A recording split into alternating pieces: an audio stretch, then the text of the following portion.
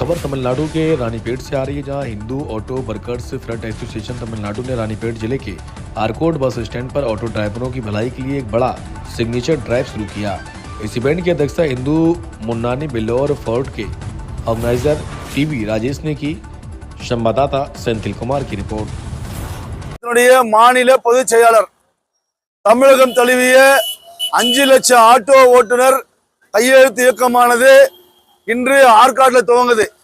இந்த கையெழுத்து இயக்கம் தமிழகம் முழுவதும் உள்ள 5 லட்சம் ஆட்டோ டிரைவர்களை ஒருங்கிணைத்து கையெழுத்து பெற்று அடுத்த மாதம் தமிழக முதலமைச்சரை ஒப்படைக்க போறோம். இந்த கையெழுத்து இயக்கத்தினுடைய கோரிக்கை என்னன்னு சொன்னா, ஆட்டோ தொழிலாளருடைய வாழ்வாதாரம் அதர பாதாளத்தில் உள்ளது. ஆட்டோ தொழிலாளர் குடும்பம் ரொம்ப வறுமையில வாடிக்கிட்டு இருக்காங்க.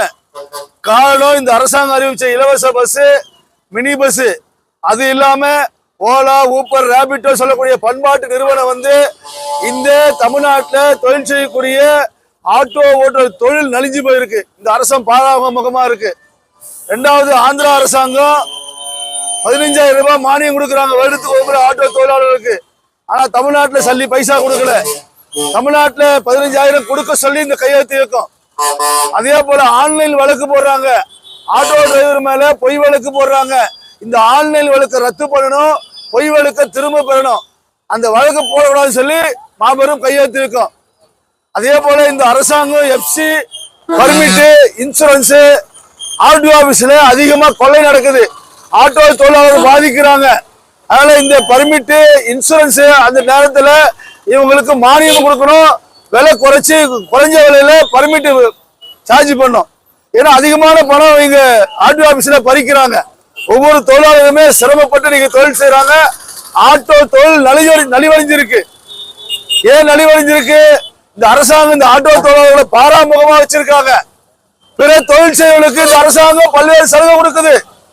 குறிப்பா மீனவர்களுக்கு நிறைய சலுகை, கட்டிட தொழிலாளர்களுக்கு நிறைய சலுகை.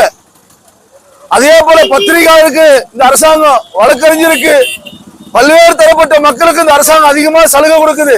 ஆனா ஆட்டோ தொழிலாளருக்கு ஒரு சலுகை இல்லை. இவங்க வருடத்திற்கு 20,000 ரூபாய் அரசாங்கத்துக்கு கொடுக்குறாங்க.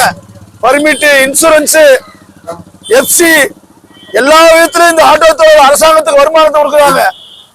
ஆனா அரசாங்கத்துக்கு வருமானத்தை கொடுத்து பொதுமக்களுக்கு தொண்டு செய்யறாங்க.